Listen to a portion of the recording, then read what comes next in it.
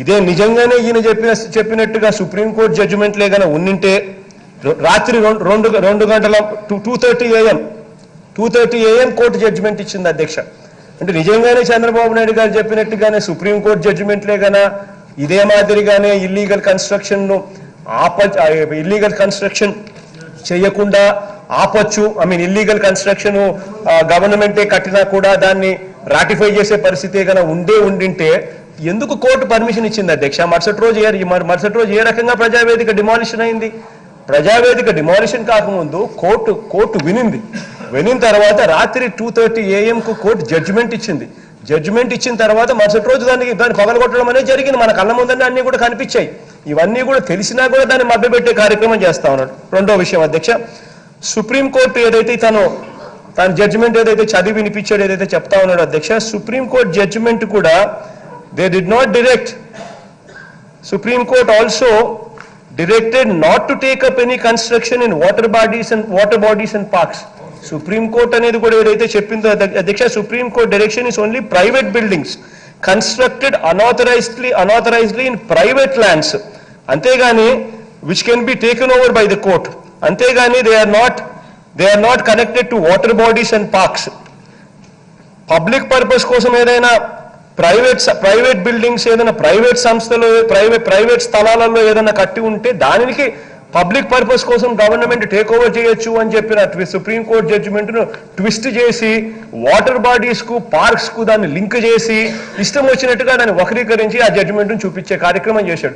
నిజంగానే ఆ జడ్జిమెంట్లో అంతే పంచుగానే ఉండింటే, అంతే పసే ఉండింటే గన ఎందుకు హైకోర్టులు అదే జడ్జిమెంట్ను చూసిన తర్వాత కూడా డిమాలిషన్ చేయడానికి ఎందుకు గ్రీన్ సిగ్నల్ ఇచ్చాయి అధ్యక్ష?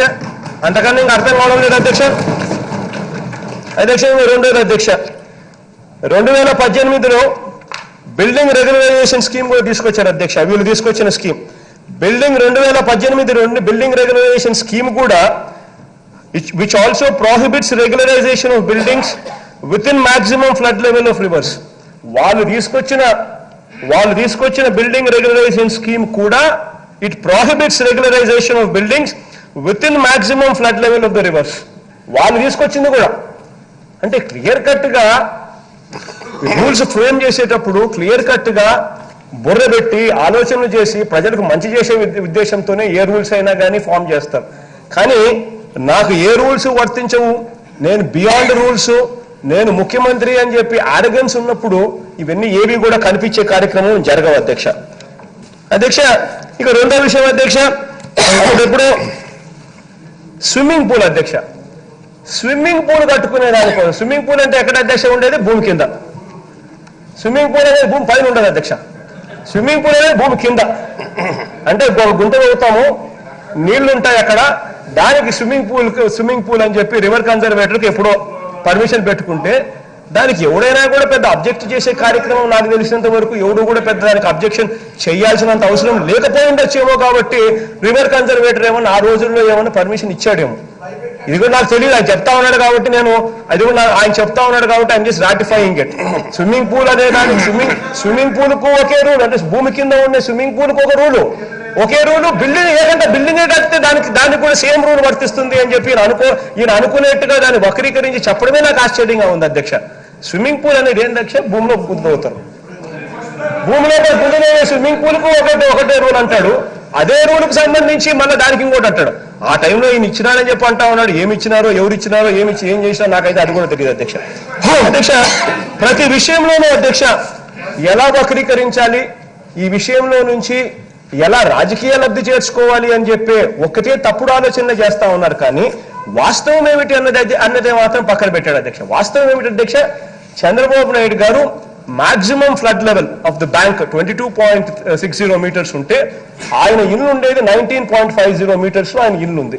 అంటే ఆయన కట్టిన ఇల్లు ఫ్లడ్ కోర్స్ ను అబ్స్ట్రక్ట్ చేస్తా ఉంది. అది ఇల్లీగల్ అని చెప్పి ఏకంగా రివర్ కన్జర్వేటర్లు ఏకంగా పర్మిషన్లే ఇవ్వకోకుండా ఏకంగా లెటర్లు రాసి పర్మిషన్లే ఇవ్వకోకుండా అడ్డుకున్నారు. అడ్డుకున్నప్పటికీ కూడా అవన్నీ కూడా బేఖాతరు చేసి ఇల్లు నిర్మోహమాటంగా ఇల్లు కట్టుకోవడమే కాకుండా ఆ తర్వాత పెద్ద మనిషి అదే తప్పుడు బిల్డింగ్ లో ఉంటూ నేను ఇక్కడే ఉంటా, నా మీద ఏదన్నా యాక్షన్ తీసుకుంటే అది ఏకంగా చంద్రబాబు నాయుడు గారి మీద యాక్షన్ తీసుకునేట్టు అవుతుంది అని చెప్పి ప్రొజెక్ట్ చేయడం కోసం ఆరాటపడతా ఉన్న ఈయన మనస్తత్వం చూస్తూ ఉంటే నిజంగా ఎవరైనా కూడా అధ్యక్ష ఒక స్థాయి ఉన్న వ్యక్తులు చంద్రబాబు నాయుడు గారికి ఎక్స్ ముఖ్యమంత్రిగా ఉన్న వ్యక్తి ఒక స్థాయి ఉన్న వ్యక్తులు అలాంటి వ్యక్తులే నేను ఇక్కడే ఉంటా రూల్స్ వ్యతిరేకంగా ఉన్నానని నేనే ఉంటా నా బిల్డింగ్ వచ్చి మీరు పగలగొట్టే ధైర్యం మీకుందా అన్నట్టుగా బిహేవ్ చేసే కార్యక్రమం ఏకంగా ఆ స్థాయి వ్యక్తి చేస్తా ఉంటే అసలు ఈ మనిషికి బుర్ర జ్ఞానం ఉందా లేదా అన్నది ఒక్కసారి ఈయనంతా ఈయన ప్రశ్నించుకోవాలని చెప్పి అడుగుతాను. నెంబర్ 70